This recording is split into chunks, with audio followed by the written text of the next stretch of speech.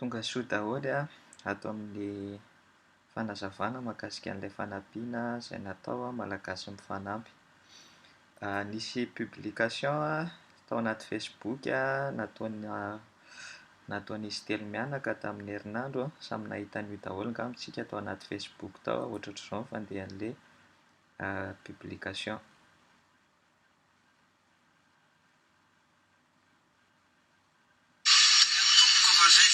Tanaty fitsaboana na vola iza tsy misy iny bisikileta tanay tena angalariny olona alina teo fa marainay vao nahita hoe vaky letra fa mba mitaraina aminareo izay mba malala-tanana andray fa tsy hitanay intsony izay atao misaotra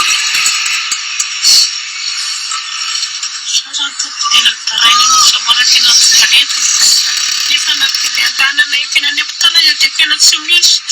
so tokony tena verevitra tsy hita izay atao tena mba mitaraina izay malala-tanana rehetra dia mba mangataka. Dia manoloana an'izay fangatahan'izay moa izany dia marobe ny olona izay miezaka nandray andraikitra, anisan'izany koa ny malagasy taty Sina nifanolo-tanana dia namorona application anankiray nahafahana nanao fanangonam-bola tao anatin'ny 2 andro. Dia ohatrohatr'izao ny fandehan'ilay natao tato ny annonce misy ny situation izy telo mianaka moa izany izay nalefandry zareo tao anaty Facebook hoe niezaka nandray andraikitra ny malagasy rehetra taty Sina izay mifanandrify tamin'izay kely teo am-pelantanana dia nisy fandraisana anjara izany izay misokafana, nisy fanangonam-bola misokafana natokana ho an'izy telo mianadahy, izy telo mianaka dia maro no nandray anjara, maro no nifanohana dia voaray ny vola vita soamantsara ny tolo-tanana dia mankasitraka tamin'ny fitiavana izay natolotra rehetra. Andriamanitra mahalofidia anareo. dia rehefa voangona izay vola izay tao anatin'ny 2 andro dia nalefa dia tonga soamantsara any amin'izy telo mianaka ny vola dia ito ny video offshore nataondry zareo. Marihana moa fa mbola tsy ampy ny vola ho an'izay malala-tanana fa ito ny fisaorana nataondry zareo.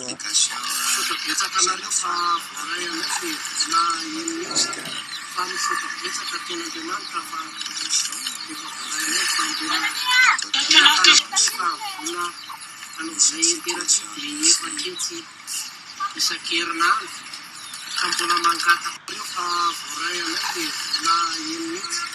fa misaotra betsaka tena Andriamanitra fa efa voaray anay fa mbola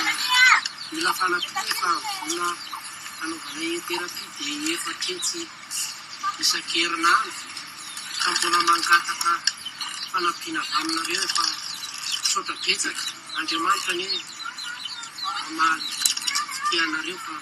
izay mba fahandrenay fa misaotra betsaka. Dia izay ilay tolo-tanana mbola tsy ampy ny vola ho an'izay mbola manana famindram-po izay mbola te hanampy an'izy telo mianaka.